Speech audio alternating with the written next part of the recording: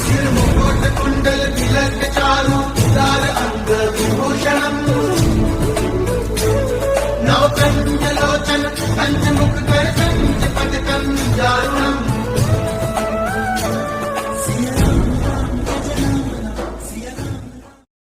महाराज जी के आज के विशेषांक में रक्षा सूत्र परिवार के सभी सदस्यों का हार्दिक स्वागत है। बाबा जी के भक्तों को राम राम। बाबा जी के कुछ भक्त उन्हें बहुत पहले से जानते थे और हमें उनकी परिव्राजक जीवन के प्रति अनेक बातें बताते थे। वह कैसे देश के एक भाग से दूसरे भाग से अपना निवास परिवर्तित करते रहते थे। कहीं कुछ देर रुककर फिर दूसरी जगह चले जाते थे। वे कुछ स्थानों के नाम भी बताते थे जहां उन्होंने अपने जीवन के प्रारंभिक वर्ष व्यतीत किए और वहां वह किस नाम से जाने जाते थे। उन्हें केवल स्वयं दुख इस बात का है कि वे सभी स्थानों के नाम नहीं जानते थे।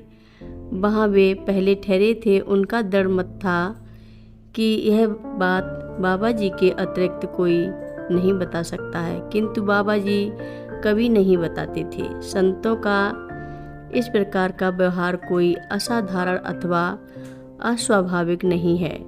संतों अथवा मुक्तमात्माओं का किसी स्थान विशेष से कोई लगाव नहीं होता है। उनके लिए सभी स्थान एक जैसे हैं। ऐसे संत जो गृहस्थ जीवन नहीं व्यतीत कर रहे होते हैं, उनको न तो परिवार न गृहस्थी के साज समान और न संपत्ति संपदा ले जानी होती है, न घर बनाना होता है। बाबा जी के लिए ऐसी कोई समस्या नहीं थी।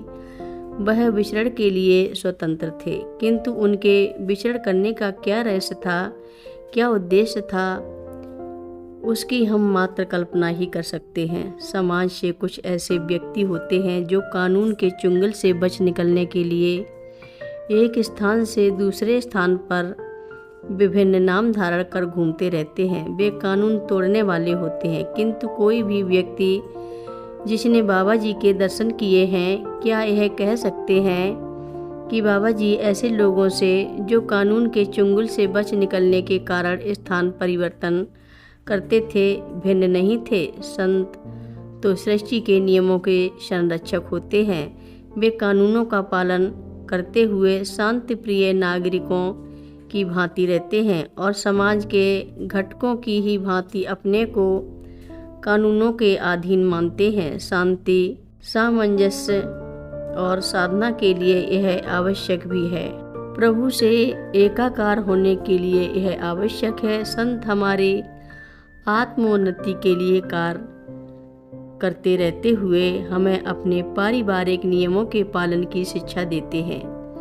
जीवन के सार तत्व को सारहीन वस्तुओं से पहचान कराना बताते हैं, जिससे गृहस्थ और सांसारिक जीवन के नियमों का पालन कर पूर्ण लाभ प्राप्त किया जा सके।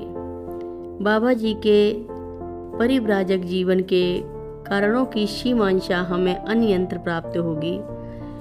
यह लोगों अथवा सांसारिक जीवन के नियमों से बचकर भागने के लिए नहीं, वरन स्वयं निर्मित नियमों के पालन और इनके पालन में कहीं से भी त्रुटि न होने के लिए था। बाबा जी के भ्रमणशील जीवन के कारणों में से एक कारण यह था कि यदि वह एक स्थान पर अधिक दिन निवास करते तो उनके संपर्क में आने वाले व्यक्ति उनकी ओर आकर्षित होते और उन व्यक्तियों द्वारा की जाने वाली सेवा शुश्रूषा से एक नए परिवार उन श्रद्धालुओं के परिवार से बन जाने का भय था। अतः उनके समक्ष एक ही मार्ग था कि वह चुपचाप चोरी छिपे बिना किसी प्रकार का चिन्ह छोड़े वहां से खिसक लेते।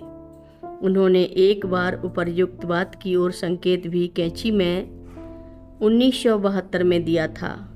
हम प्रयागराज से कैंची तुरंत पहुँचे ही थे।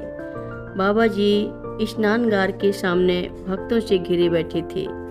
यात्रा संबंधी समाचार पूछने और प्रसाद वितरण के पश्चात उन्होंने मेरी ओर देखते हुए कहा, दादा, अगले जाड़े से मैं प्रयागराज फिर कभी नहीं जाऊंगा।